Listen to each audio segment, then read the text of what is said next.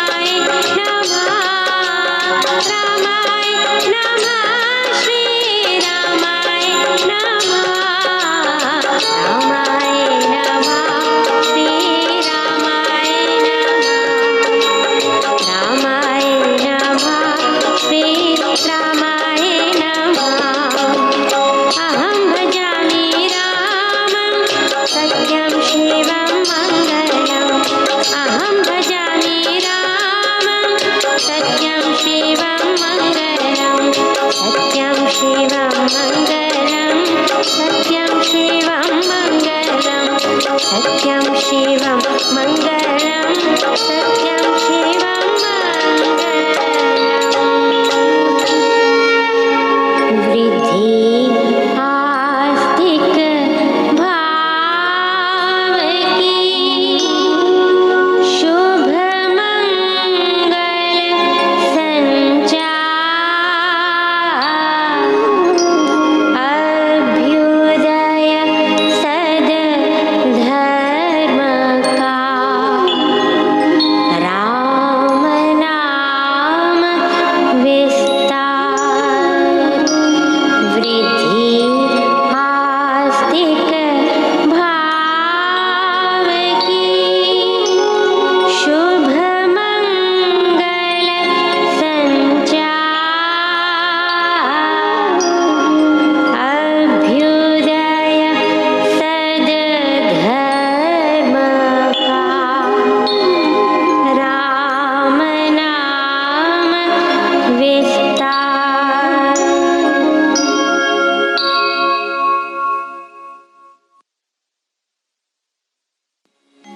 वृद्धि आस्तिक भाव की शुभ मंगल संचार अभ्युदय सद धर्म का राम नाम विस्तार वृद्धि आस्तिक भाव की शुभ मंगल संचार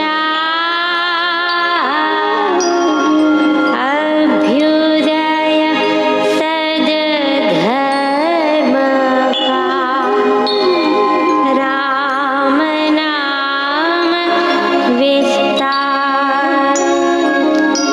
पृष्ठ 177 श्लोक 15 पेज 177 श्लोक 15। सर्वशक्तिमान भगवान किसी मनुष्य के पाप को अपने ऊपर नहीं लेता है और ना ही पुण्य कर्म को ले लेता है। अज्ञान से आत्मा का ज्ञान ढका हुआ होता है, उससे प्राणी मोह में अविवेक में फंस जाते हैं। कर्म का उसके कर्ता के साथ ही संबंध होता है। कर्मों को करने वाला कोई कृत्रिम बनी हुई वस्तु नहीं है, वह एक सनातन चेतन सत्ता है। जब कर्म करने का अभिमान, मैं करता हूँ, ये भाव उसमें ही है, तो कर्मों का उत्तरदाता भी वही है।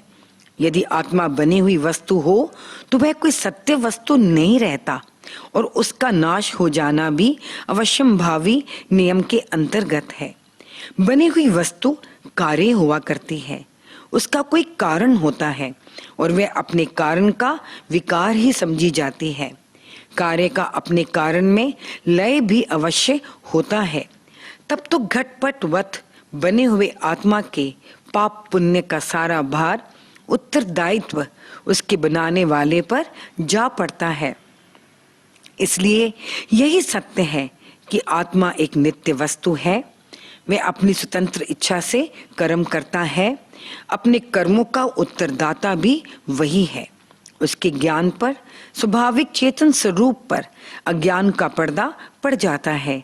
इसलिए वह माया मोह में उलझकर निस्वरूप को भूल जाता है। इसलिए अपने शुभ अशुभ कर्मों के करने का आरोप ईश्वर पर करना कोरा अज्ञान है। परंतु जिनका अज्ञान आत्मज्ञान द्वारा नष्ट हो गया है, जिनको अपनी सनातन सत्ता का बोध हो गया है और परमात्मा की निर्लेपता का पूरा निश्चय हो चुका है, उनका सूर्य के सदृश प्रकाशमय ज्ञान उस परम पद को प्रकाशित करता है। उन्हीं को परमात्मा के परम पावन स्वरूप का ज्ञान होता है। जिनके ऐसे शुद्ध ज्ञान से पाप दूर हो गए हैं, वे ईश्वर में बुद्धि लगाए रखने वाले, उसी में तन में रहने वाले, उसी में स्थिर और उसी में अपना आश्रय रखने वाले जहाँ जाकर फिर लौटना नहीं होता उस मोक्ष धाम को जाते हैं। विद्या विनय से संपन्न ब्राह्मण में, गौ में, हाथी में, कुत्ते में और कुत्ते को पकाने वाले में पंडित लोग सम देखने वाले होते हैं। परमेश्वर परायण आत्मज्ञानी पंडित जन सेवा के समय, सहायता के समय और रक्षा करने के काल में ब्राह्मण और चंडाल की भेदभावना नहीं करते। वे सब में प्राण और चेतन भाव की स्फूर्ति एक सी ही समझते हैं। भगवान में लीन रहने वाले जन ऊंच नीच के तुच्छ भेदभाव को भूल जाते हैं और सबकी सेवा सहायता समदृष्टि होकर करते रहते हैं। ऐसी समता में जिन भगवत भक्तों का मन स्थिर है, उन्होंने इसी देह में रहते हुए संसार को जीत लिया है। निश्चय से ब्रह्म निर्दोष, शुद्ध और सब में सम है, एक रस है। इसलिए वे समदृष्टि जन ब्रह्म में ही ठहरे हुए हैं, ब्रह्म में ही रहते हैं। उन भगवत भक्तों की स्थिति भगवान में ही होती है। स्थिर बुद्धि, मोह अज्ञान रहित, ब्रह्म का ज्ञाता और ब्रह्म में स्थित मनुष्य प्रिय को, अनुकूल वस्तु को पाकर बहुत प्रसन्न ना होवे और अप्रिय को, प्रतिकूल वस्तु को पाकर भी दुखी ना हो जाए। इष्ट अनिष्ट के लाभ में सम रहने का यत्न करें।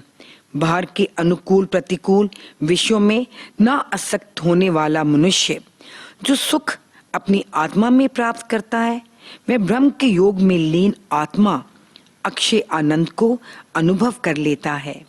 अंतर्मुख होकर मनुष्य को जो सुख प्रतीत होता है, जो विश्व से ऊपर आनंद अनुभव होता है, ब्रह्म में लीन मनुष्य को वैसा ही अक्षय सुख हुआ करता है। बाहर के विषयों से हटकर आत्मा में अंतर्मुख होने का सुख और ब्रह्म में लीन होने का सुख दोनों सम है। भेद यही है कि समता युक्त समाधि का सुख समाधि के पश्चात भूल जाता है और ब्रह्म में रहने का सुख क्षय रहित होता है। और जो इंद्रियों के विषयों से उत्पन्न हुए भोग हैं, निश्चय पूर्वक वे दुख का कारण ही हैं और आदि तथा अंत वाले हैं। वे होकर फिर नष्ट हो जाते हैं। हे कुंती पुत्र, ज्ञानी मनुष्य उनमें रमण नहीं करता। जो मनुष्य शरीर छोड़ने से पहले, मरने से पूर्व ही इस देह में ही कामना और क्रोध से उत्पन्न हुए वेग को सहन कर सकता है, तृष्णा और वैर के वशीभूत नहीं हो जाता, वह योगी है, वह सुखी मनुष्य है। वह जो आंतरिक सुखयुक्त है, भीतर प्रसन्न है, ऐसे ही जो अपने भीतर की ज्योति वाला है, वह योगी ब्रह्म रूप होकर ब्रह्म के निर्वाण पद को जाता है। निर्वाण पद उस धाम का नाम है जो निर्वात है, जहाँ कारण कार्य भाव की वायु नहीं है, जहाँ सारी रचना लय हो जाती है, जहाँ वासना की और कामना की वायु सर्वथा स्फुरित नहीं होती। निर्वाण का ये भी अर्थ है, जिस ब्रह्म धाम में काल का, जन्म मरण का और परिवर्तन का वाण नहीं काम करता है, वह दुख रहित परम सुखमय धाम ब्रह्म निर्वाण है। आत्मज्ञानी और आत्म ज्योति युक्त कर्मयोगी ऐसे ही ब्रह्म निर्वाण रूप परम धाम को प्राप्त करता है। जिनके पाप नष्ट हो गए हैं, जो सब प्राणियों के हित में लगे हुए हैं, जो आत्म संयमी है, जिन्होंने संशय काट डाले हैं, वे ऋषिजन ब्रह्म के निर्वाण पद को पाते हैं। जिन्होंने अपना आत्मा जान लिया है, चित्त जिनके वश में है, जो काम क्रोध से सर्वथा रहित हैं, उन यतियों के, यत्नशील कर्म योगियों के सब और ब्रह्म निर्वाण रहता है। भक्ति धर्म युक्त, वीतराग, संयमी, आत्मज्ञानियों और निष्काम कर्म करने वालों के चौं ओर ही ब्रह्म निर्वाण हुआ करता है। वे इस लोक में रहते हुए भी ब्रह्म में ही विचरते हैं। ध्यानवान की अवस्था दर्शाते हुए भगवान ने कहा, 5 ज्ञान इंद्रियों के भारी विषयों को बाहर करके, बाहर ही रोककर और इसी प्रकार चक्षु दृष्टि को भ्रिकुटी के मध्य में स्थिर करके नासिका में आने जाने वाले प्राण और अपान को सम एक रस करके जो जन इंद्रियों को, मन को और बुद्धि को वश में किए हुए हैं और मोक्ष में परायण है, इच्छा भय और क्रोध से रहित है, वह सदा मुक्त ही है। वह जन्म को जीत चुका है। ये अभ्यास वृत्ति को सम रखने के लिए अति उत्तम है। ये मार्ग श्रद्धा भक्ति का है और अति सुगम है। ये मार्ग कर्म योगियों के लिए अधिक उपयोगी है। यज्ञ और तप के भोक्ता, स्वीकार करने वाले, सब लोगों के महेश्वर और सब भूतों के हितकारी मुझको जानकर भगवत भक्त कर्म योगी शांति को प्राप्त करता है। ओम तत्सत। इस प्रकार श्रीमद् भगवत गीता रूप उपनिषद ब्रह्म विद्या अंतर्गत योग शास्त्र में श्री कृष्ण अर्जुन संवाद का कर्म संन्यास योग नामक 5वां अध्याय समाप्त हुआ। 6वां अध्याय। श्री भगवान ने कहा, कर्मों के फल के आश्रय रहित जो मनुष्य करने योग्य विहित कर्मों को करता है वही सन्यासी है और वही कर्म योगी है। वह मनुष्य सन्यासी और योगी नहीं है जो निरग्नि है और क्रिया रहित है। जो जन अग्नि का स्पर्श नहीं करता और अपने कर्तव्यों को छोड़ बैठा है वह सन्यासी कर्मयोगी नहीं है। हे पांडुपुत्र, लोग जिसको सन्यास कहते हैं उसको तू कर्म योग जान, क्योंकि कोई भी मनुष्य कर्म फलों की प्राप्ति के संकल्प को त्यागे बिना योगी नहीं होता। कर्म फल इच्छा के त्याग से ही कर्म योगी होता है। योग के ऊंचे पद पर चढ़ना चाहने वाले मननशील मुनि के लिए कर्म करना साधन कहा जाता है और उसी योगारूढ़ के लिए, योग में स्थिर के लिए शांति साधन कहा है। साधनशील को तो कर्म करने ही चाहिए और कर्म योग में साधनों द्वारा स्थिरता लाभ हो जाने पर शांति स्वयं प्राप्त हो जाती है। शांति कर्म करने का परिणाम है। निश्चय से जब वह मननशील मनुष्य इंद्रियों के विषयों में निमग्न नहीं होता तब वह संकल्पों का त्यागी योगारूढ़ कहा जाता है। इंद्रियों को संयम में रखने वाला, योग पर आरूढ़ चढ़ा हुआ व स्थिर समझा जाता है। मन को वश करना और प्रशांत चित्त रहना भी योगारूढ़ के चिन्ह है। योगारूढ़ की अवस्था भी स्थिर बुद्धि मनुष्य के सदृश ही है।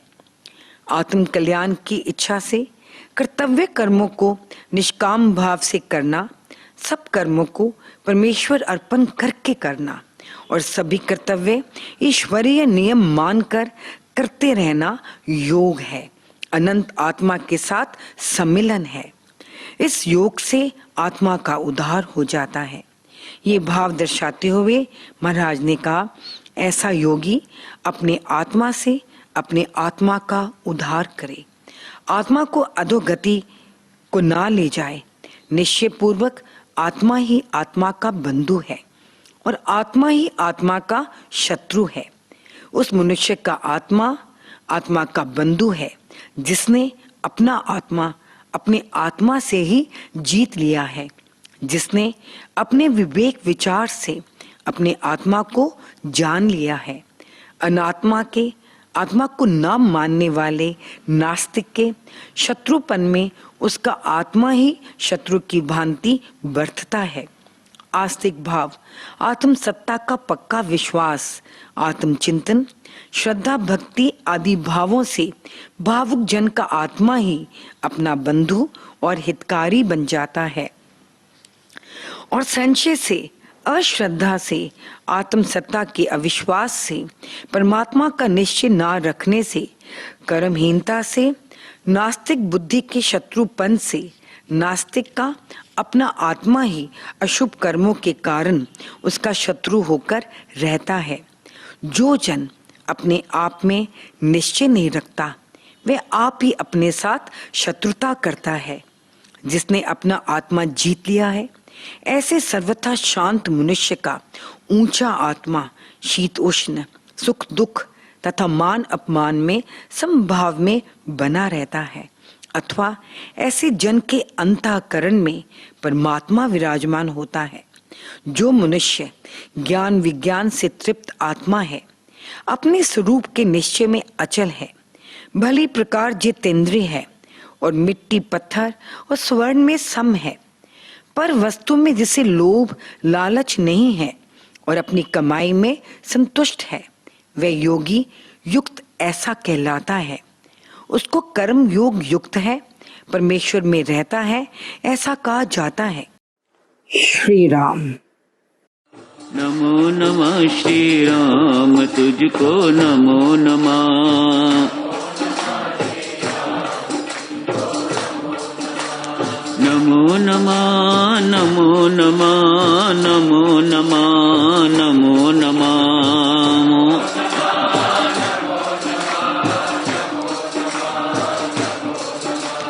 नमो नमः नमो नमः नमो नमः नमो नमः।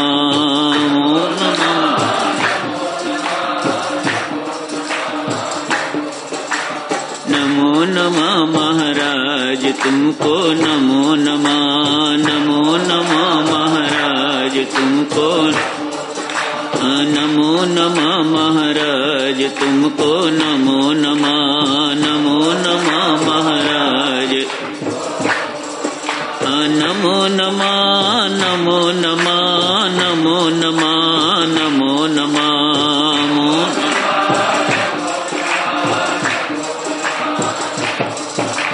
नमो नमः नमो नमः नमो नमः नमो नमः।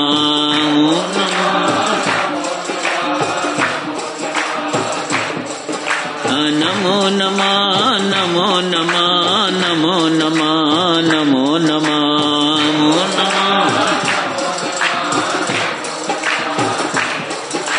नमो नमः गुरुदेव तुमको नमो नमः। नमो नमः गुरुदेव। नमो नमः गुरुदेव तुमको नमो नमः। नमो नमः गुरुदेव तुमको नमो नमः। नमो नमः नमो नमः नमो नमः नमो नमः। नमो नमः नमो नमः नमो नमः नमो नमः। नमो नमः नमो नमः नमो नमः नमो नमः। नमो नमः नमो नमः नमो नमः।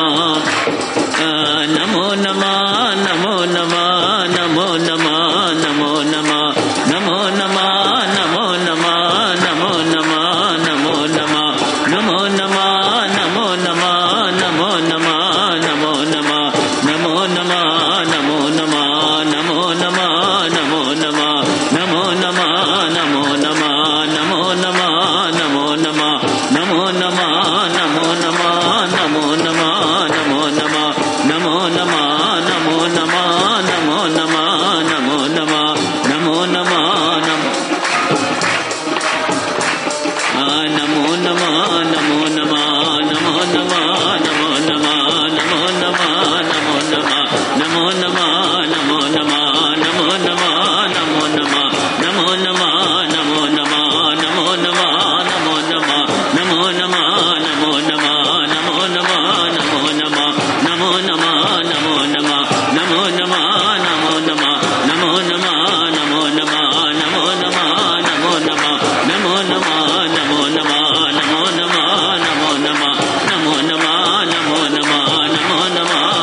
नमः। नमो नमः नमो नमः नमो नमः नमो नमः नमो नमः। नमो नमः नमो नमः नमो नमः नमो नमः नमो नमः। नमो नमः श्री राम तुमको नमो नमः। नमो नमः श्री राम तुझको नमो नमः। नमो नमः श्री राम तुझको नमो नमः। नमो नमः महाराज तुमको नमो नमः। नमो नमः महाराज तुमको नमो नमः। नमो नमः गुरुदेव तुमको नमो नमः नमो नमः गुरुदेव तुमको नमो नमः।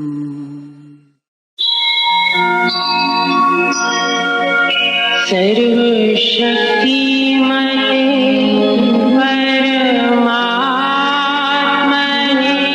श्रीरामाय नमः। सर्वशक्तिमते परमात्मने श्रीरामाय नमः।